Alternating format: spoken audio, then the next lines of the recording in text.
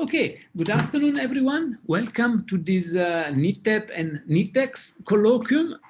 Yeah, as you know, our famous National Institute for Theoretical Physics is in the process of becoming the National Institute for Theoretical and Computational Sciences. And this afternoon, we are really fortunate to have a team presenting. And the team is headed by Professor Azwinndini Muronga, who probably doesn't need an introduction because everybody knows him. And he was already a speaker in this colloquium series last year. Yeah, he's the Dean of Science at the Nelson Mandela University in Nelson Mandela. Yeah. Sorry, I got confused. Yeah, it has been a long day. Yeah, and the reason why we are very fortunate to have Azwinndini, Thuthukile, Khumalo, and Khodani, Mafune, and there should be an additional team member, Bradley Nemotudi, joining just now, is that Azwinndini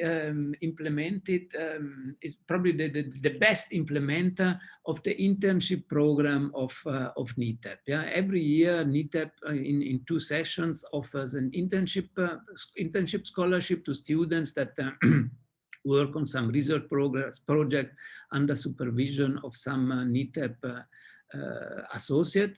Yeah, and Azwinndini managed to collect a large group of students, and with the help of Thuthukile, kept them busy for a couple of months. Yeah, so we are really very fortunate to hear about this experience, because it's a successful program that we would like to scale up and make even more successful.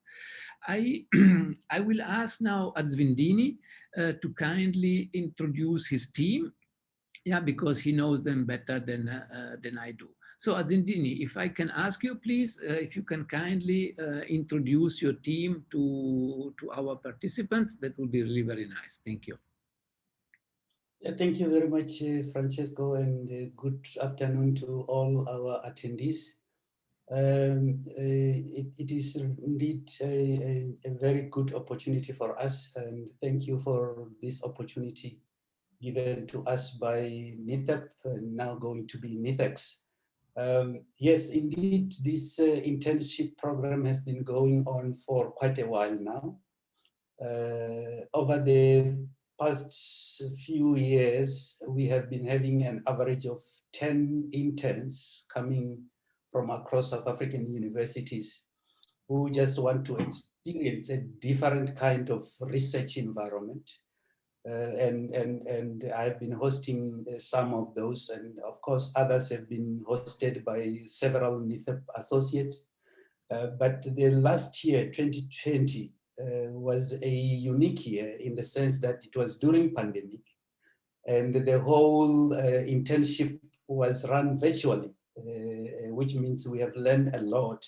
And some of the people who will be presenting here, I haven't met them, face to face or mask to mask, but nonetheless, it shows that even under extreme conditions of pandemic, theoretical physicists, wherever they are, they can come together and solve some problems without even having actually met. So for this internship program that was hosted here at Nelson Mandela virtually, we had about 30 students, and it was possible because we were running it virtually. Otherwise, it would be impossible to transport all 30 students from various sectors. So that's the nice thing about virtual platform. And of these 30 students, we divided them into 7 topical groups, of which one was the one which is going to be presented today, statistical and thermal models for heavy ions and astrophysics.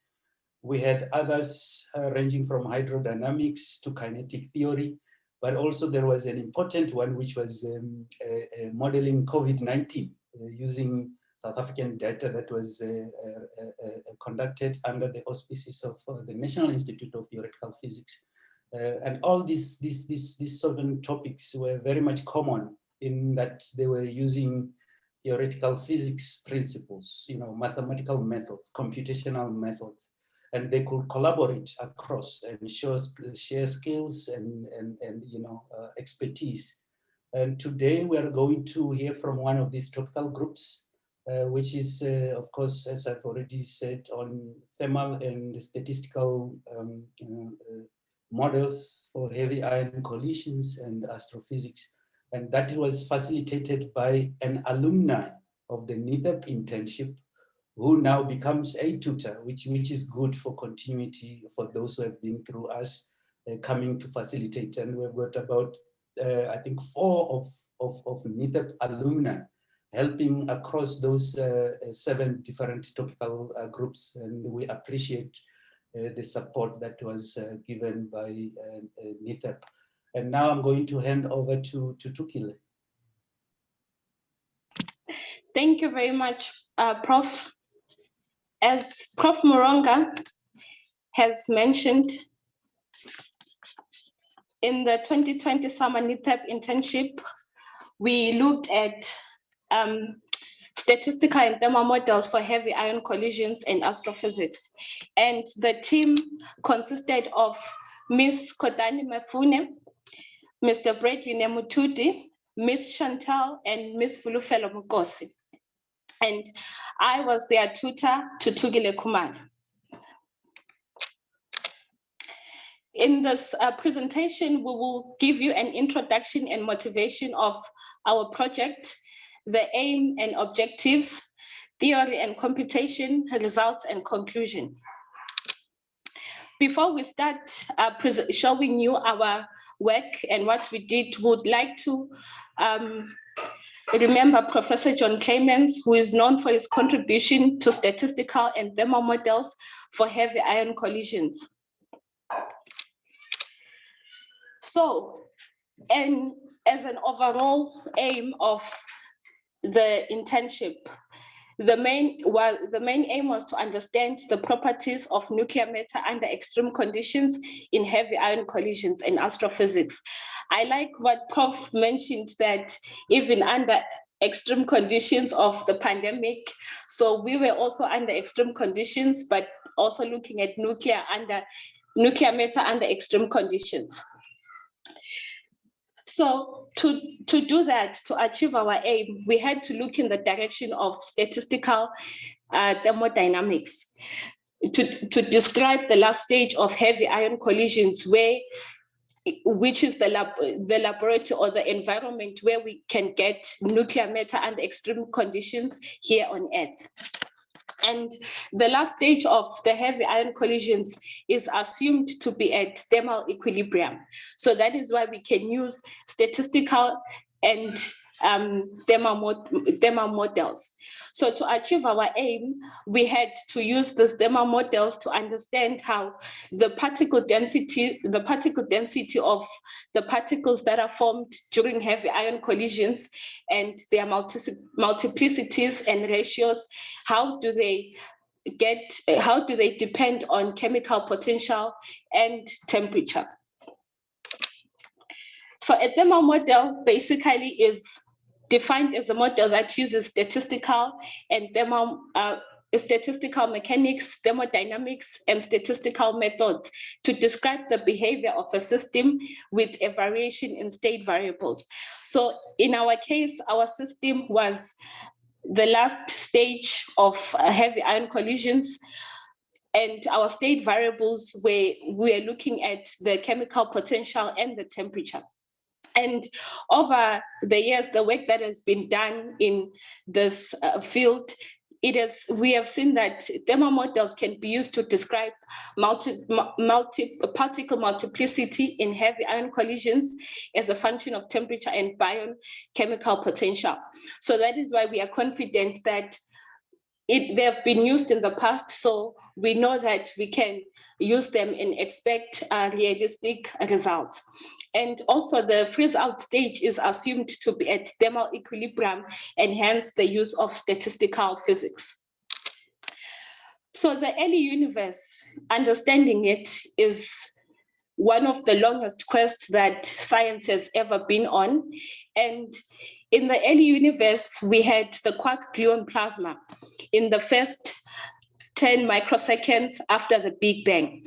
So as you can see here in this diagram, we have the quarks, the antiquarks, and here this is 10 to the minus 5 seconds.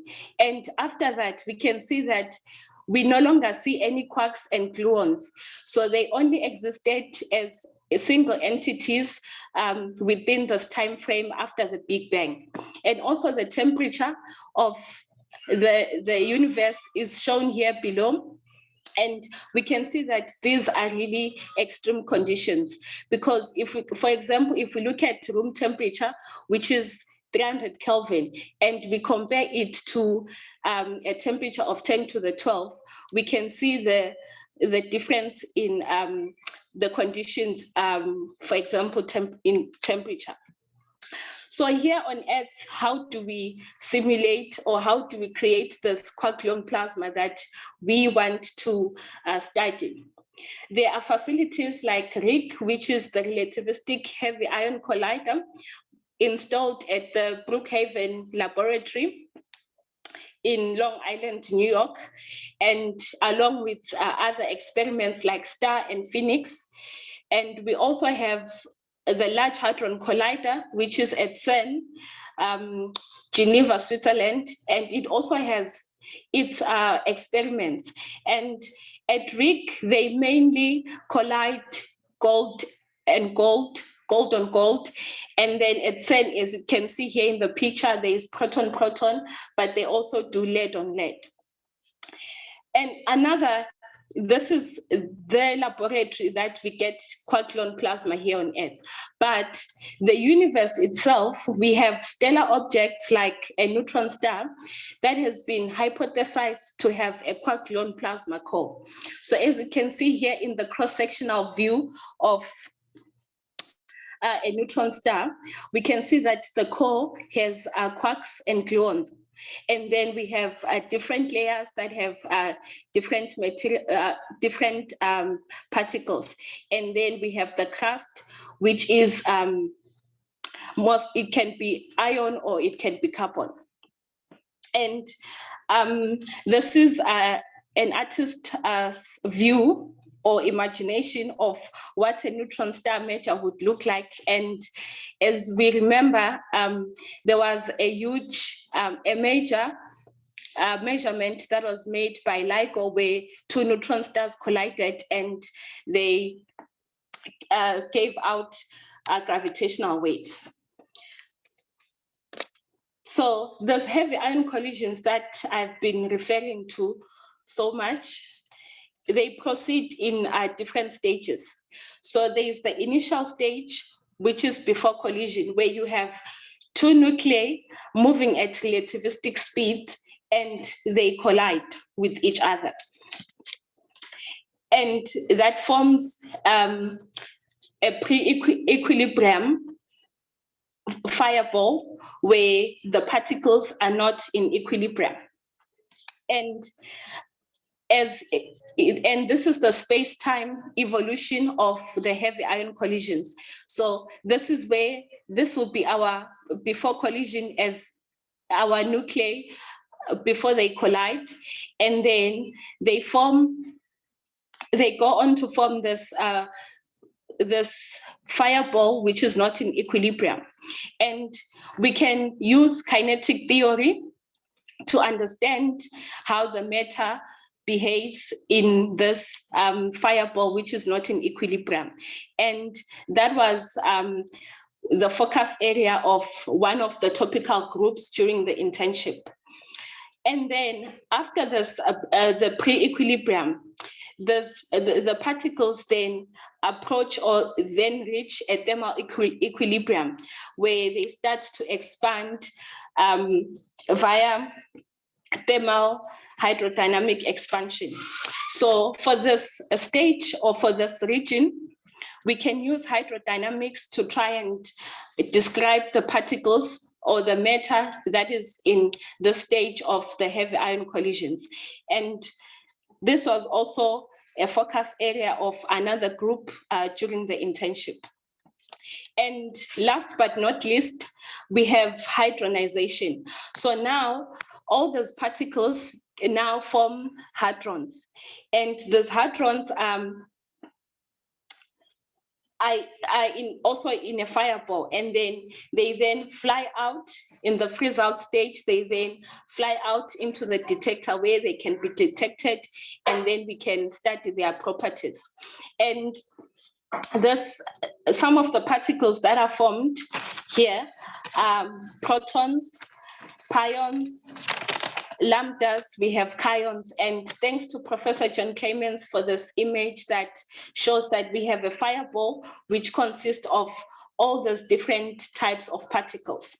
And this freeze out stage, as I mentioned before, that it is assumed to be at thermal equilibrium. So we can use statistical thermodynamics and kinetic theory also to try and understand how the nuclear matter behaves at this stage. So that was our focus as a group. I am now going to hand over to Khodani, who's going to explain in more detail which distributions in statistical thermodynamics did we look at. Thank you, Thuthukile. So we looked at the three main statistical distribution, that is the Maxwell-Boltzmann distribution, the Fermi-Dirac distribution, and the Bose-Einstein distribution. As for the Maxwell-Boltzmann distribution, it applies to particles that are non-interacting and distinguishable. It gives the probability of occupancy for non-interacting particles at low densities. The probability density depends on the temperature of the gas, the mass of the molecules, and the Boltzmann constant. Atoms of an ideal gas form a typical example. And the Maxwell-Boltzmann distribution applies to classical particles with non-quantized energy level. And then we have our distribution function with E, where E is the energy of the system, and mu is the chemical potential, and T is the temperature of the system.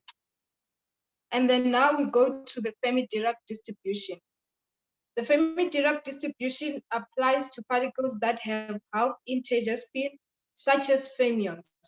Fermions obey Pauli's exclusion principle.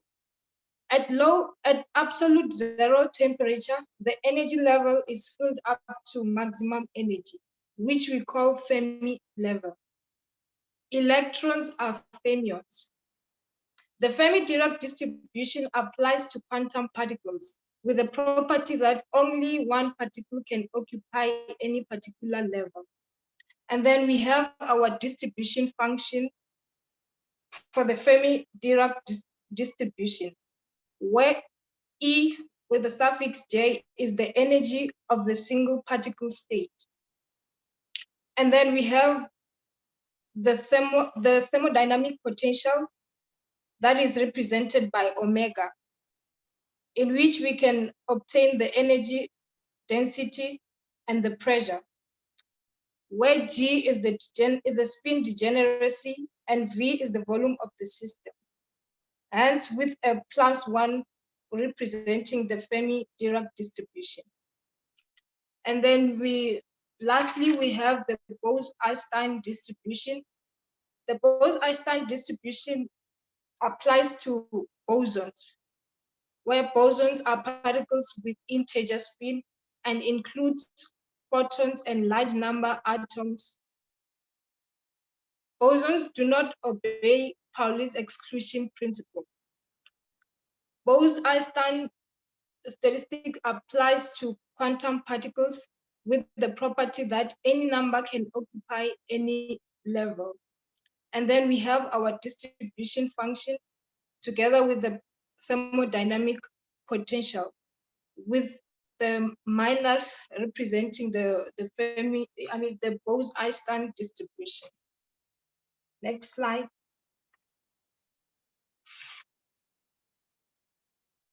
We then consulted with the neutron stars and heavy ion collision groups and learned that the system they are studying are relativistic. So we also derived the expression for particle density for relativistic particles for both Fermi, Dirac, and Bose-Einstein. Next slide. During our investigation, we realized that these equations are not always analytically solvable. So we decided to use scientific computing libraries to numerically approximate particle yields. Specifically, we chose Python. So just a quick motivation on why we chose Python. Python is an open source and non-proprietary software. It has built-in support for scientific computing via the SymPy and NumPy. Python is an interpreted language, therefore there is no need to compile. It is good for prototyping and quickly implementing code. It used matplotlib libraries for graph and visualization. Next slide. And then this is our script where we define the distribution function and particle density to compute all the Fermi and Bose properties for those particles at a given temperature and chemical potential. I now hand over to Bradley.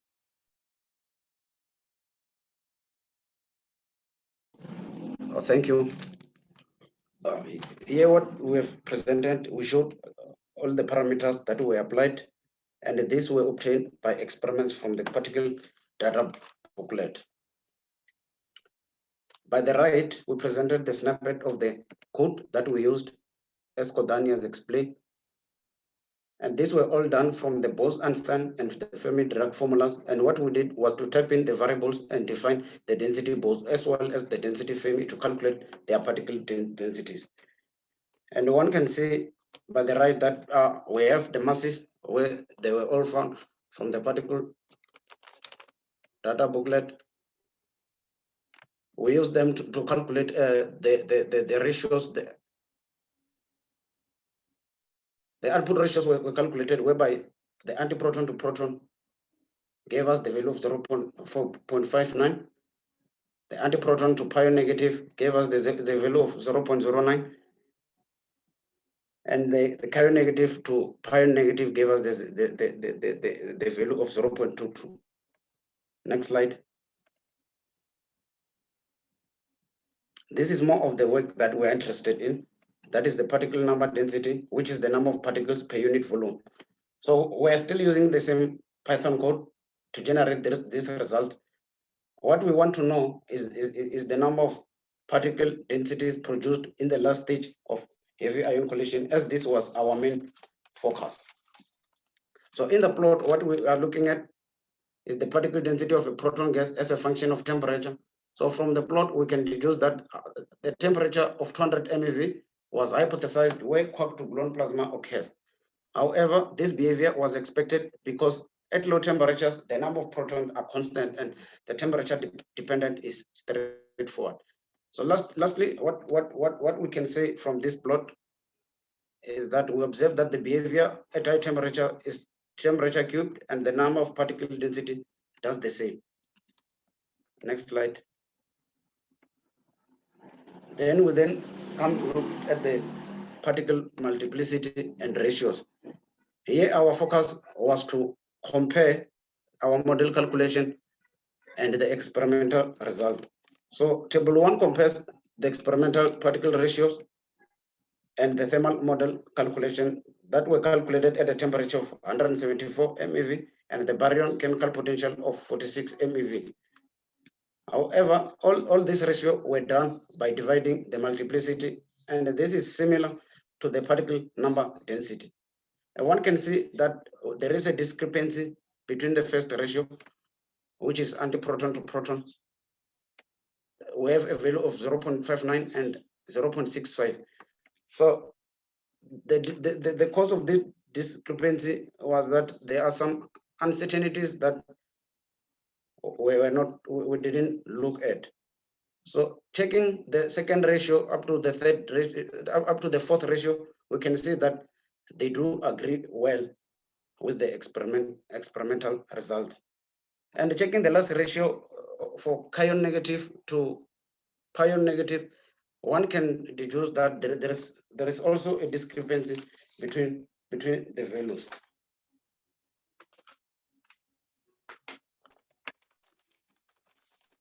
Next slide.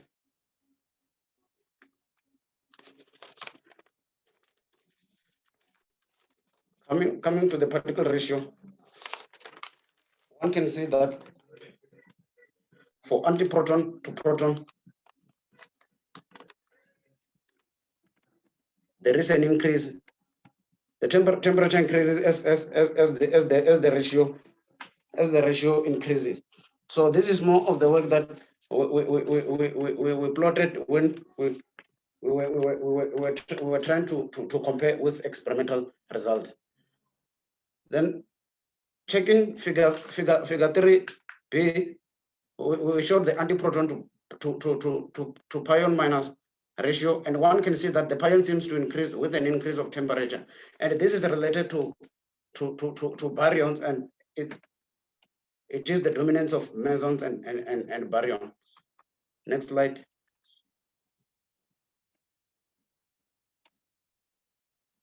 Here we were comparing the experimental results with our calculated results, which does agree well. Checking the ratio, whereby we were having our ratio as 0.24, and experimentally, when we take where the meson dominate more, we have a value of 0.2. However, the figure on the right, which is CAN plus 2 PAN plus, contain the strangeness, and this determines the strangeness in our system. However, the strangeness is one of the signatures of QGP, and this ratio helps us to see if we have produced quark to gluon plasma. So from our plot, cation seems to increase rapidly with an increase of chemical potential due to its abundance. Cations have a long mean-free path than pions, and this only means that they explore early stages of heavy ion collision.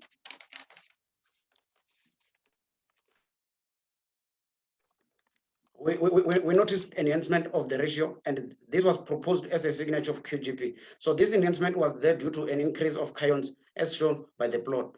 So in addition, I can say that as the temperature increases, checking our plot, checking figure 3, we will have a fast increase of lead quarks and anti-quarks. Then we will expect to see a saturation behavior. Next slide.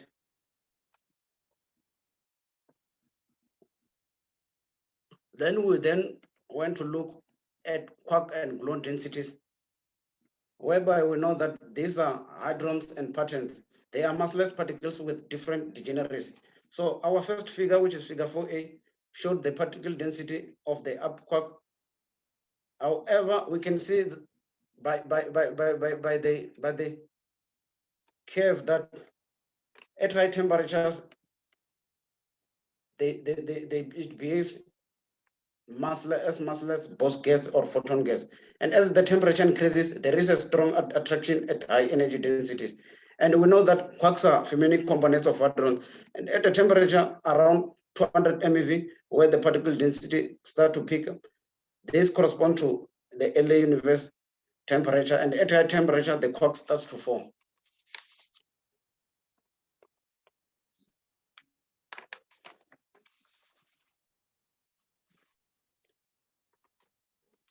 What we can conclude is that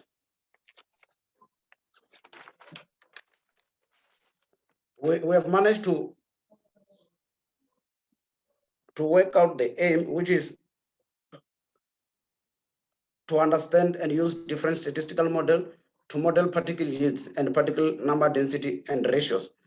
We have also applied statistical model to describe the last stage of heavy ion collision, which indeed is a chemical freeze-out. We then also managed to reproduce the particle mass multiplicity and ratios as measured in heavy ion colliders. However, we also managed to model the behavior of quarks and gluons densities, and this is in line with what has been found in the literature. We can see that this model derived from undergraduate statistical thermodynamics are fitting experimental results in the relativistic heavy ion collider. So our simple model is so powerful in such a way that it can model complicated systems. Given enough time, one can extend our model to investigate other effects such as interaction, finite volume effect, as well as studying the dependence of particle yields and ratios on beam energy, volume, equilibration factors, spin, and isospin. I would like to thank the National Institute for Theoretical Physics, which is NITheP, for funding the internship. We would also like to thank Prof. Azwinndini Muronga for the mentorship and hosting the internship. We would also like to thank the statistical and thermal model for heavy ion collision and Astrotropical group members. We would also like to thank Mr. Rene for logistical arrangements during this internship. Thank you. Yeah, thank you very much, Thuthukile, Khodani, and Azwinndini for the team presentation. It was really nice to see how much can be achieved in a virtual internship, yeah, in a fairly short period of time. Azwinndini, I see there are two questions in the Q&A. Would you like to share them with your team and see who's the more appropriate person to answer?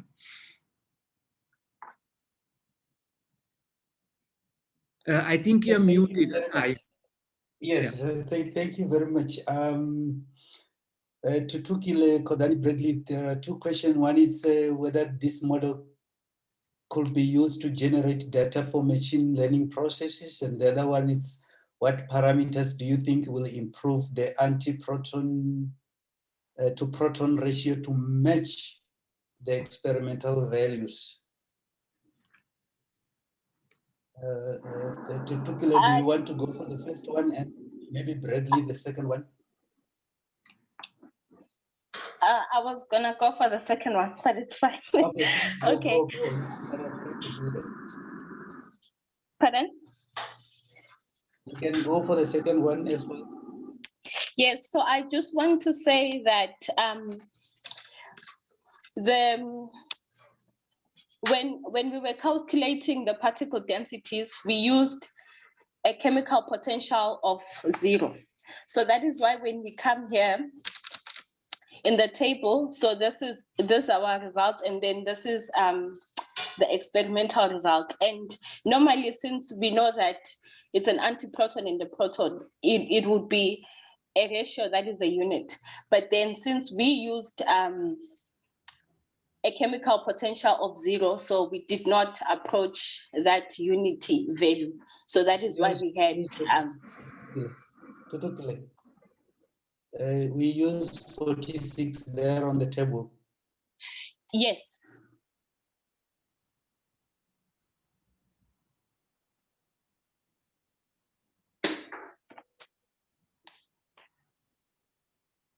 Okay. I see there is one more question.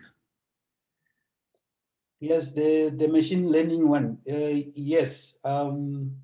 Let me perhaps try to attempt that one. Yes, you could generate a lot of data for machine learning, because here we have only attempted few particles because of time, and the particle data booklet is probably full of thousands of particles, and one can generate a whole lot of data for various parameters that we can have. At the moment, we only have 2 parameters because we are also looking at ratios and densities. When you look at ratios and densities, you get rid of another parameter, which is volume. But when you look at ratios, many things will, of course, cancel each other out. Yeah, but the answer is yes. And for the proton to antiproton, I think Thuthukile meant the opposite, that you need to model the chemical potential as a function of temperature. Because towards the early universe at high temperatures, the chemical potential should go to 0. So that is needed in the modeling. At the moment, that model didn't include such. Okay. Is there another question? Yes, there is a question by Isabel Kolbe, who asks you and your team, could you please comment on what would be needed, what needs to be done to explore the finite volume case? Yes, that's a good question, and I think the team just know that there is such an effect, and probably it's the next level of internship will probably be looking at that. So we need to look at the nuclear volume effect. And do corrections. We need to look at the finite or small size systems. Let me put it that way. And I think therefore we can really correct the volumes of these particles that we are including in the model as well. So it will be interesting to see what we come up with. I'm sure, and I know there have been research in this direction, but not at this internship. Okay, no, thank you very much. And Azwinndini, there is one more question in the Q&A, and that is regarding not so much the topic of your talk, but the internship as such. Yeah, and the anonymous attendee has asked the question, asks whether first congratulates you that that it was nice to scale up the internship program virtually, yeah, and he asks, or she asks, I don't know, whether NITheCS is planning to continue with these internship programs, yeah, in a virtual fashion, yeah, and I would be really very keen to hear from the students that that took part in the internship, whether they would recommend it to their future colleagues to do internships in a virtual setup instead of physically moving for a couple of weeks to some other university or research institution. So who would like to answer a little bit the question? Because this will be very relevant for our future activities. Yeah, so it's an important feedback. Yeah.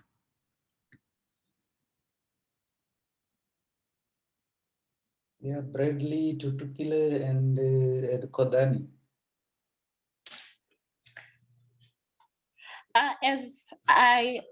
Luckily I have experiences of both the face-to-face and the online, the virtual version of the internship. So yes, I would definitely recommend it. And the good thing about it is that we, as mentioned by the person was asking the question, that we can scale it up easily when we have it virtually. So there are more people that can attend. So I would definitely recommend. Okay, no, thank you. Thank you very much. That's great. Good to hear. Yeah. And is there maybe some other opinion in the team? Yes, Bradley and Khodani.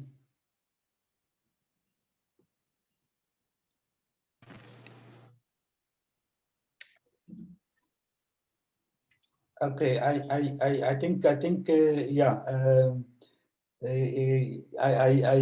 I think it will be good, but one perhaps should opt for a blended approach. in the sense that probably towards the end, you need to meet and consolidate. Either way, you start by probably when conditions, of course, are okay. If you can meet, therefore it's let's say just said, okay, we're going to have a 3-week day, three days workshop to introduce the internship and go ahead and we will meet virtually.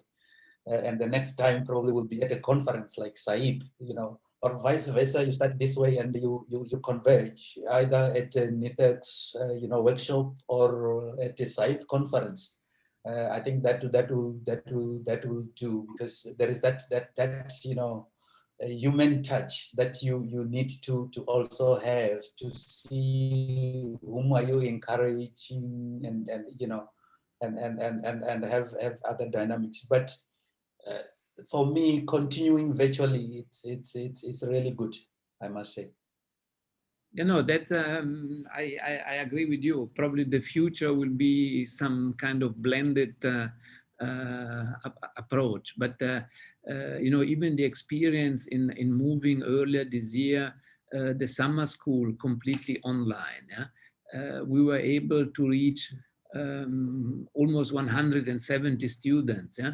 And instead of the usually 40, 50 that we would have been able to reach had we done the summer school in a physical location. So there are real benefits in going virtual. Yeah, and but of course the personal experience is the real personal experience is also important. But probably some kind of blended approach will probably be what will be used in future. Yeah.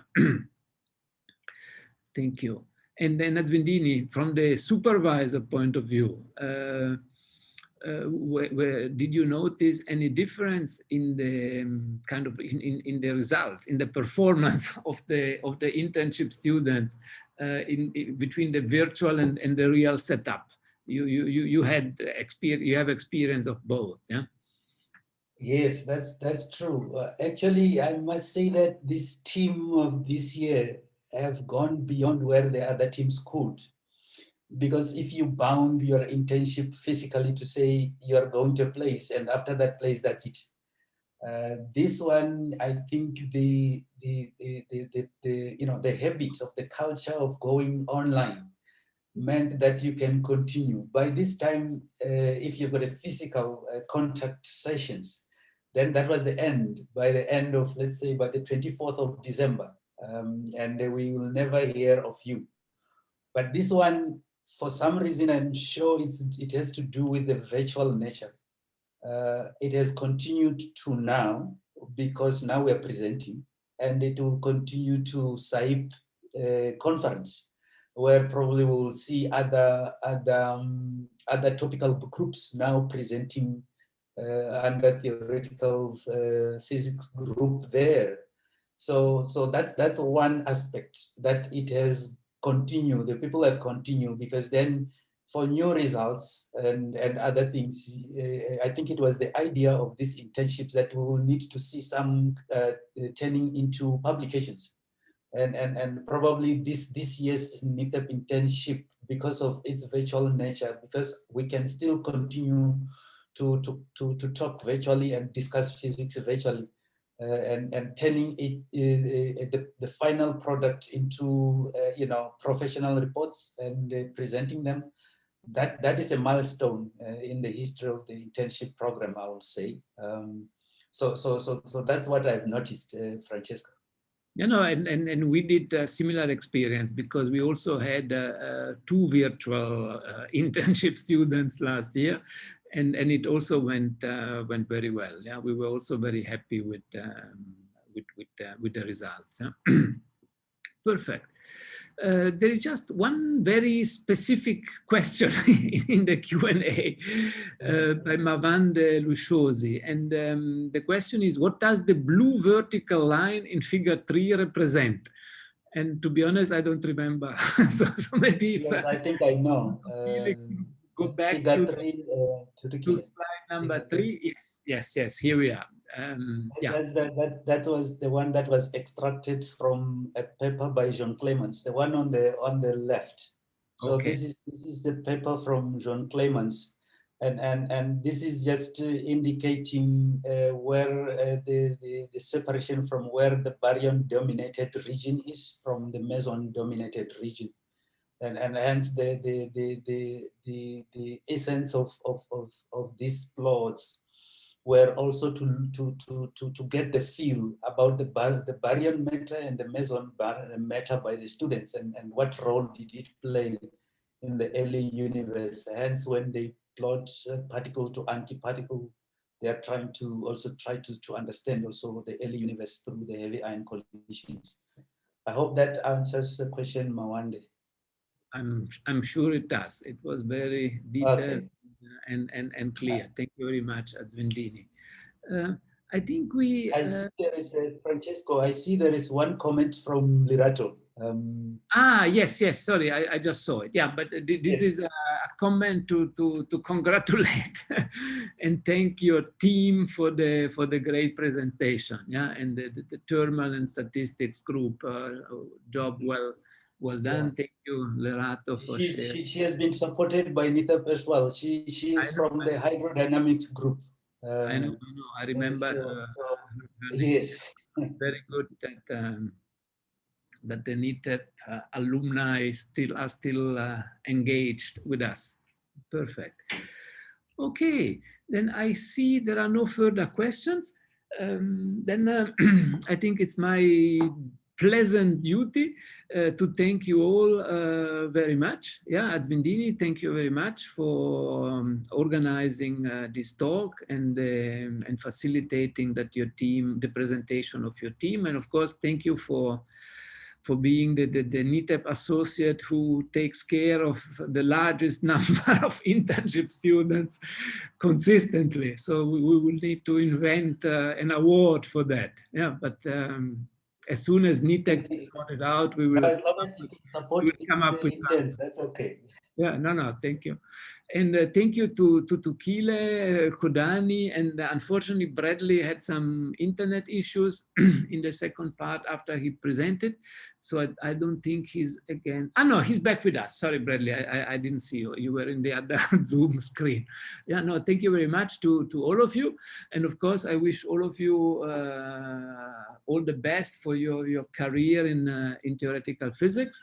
And I hope that you will still remain connected to NITheP and NITheCS for many years in the future. Yeah. So thank you very much, everyone, for being with us this afternoon. I'm sure you will receive the announcement for the next colloquium either today or latest tomorrow morning. And we will see you again in this setup again next week. And maybe, sorry, I just remembered one other little advert. Tomorrow we start the May mini school, yeah, one of our NITheP NITheCS training events. And the topic of the mini school will be a very gentle introduction of Python using data science as an application. Yeah, and the lectures will be given by Professor Kanshu Ramjaratnam from the University of Stellenbosch. Yeah, so please, if you are interested or if you know students that are still a little bit scared of Python, please invite them to join us tomorrow at 2. Yeah, on the NITheP website, you will find all the details to log in. Yeah. Okay, then thank you very much, everyone. Have a good rest of the day, and please keep staying safe because most of us are not yet vaccinated. So we will have to wait a little while more. Yeah, so thank you very much. Have a good evening, and we are looking forward to see you again in the next NITheCS event. Thank you. Thank you. Thank Bye, you. everyone. Bye. Bye. All the best. Thank you.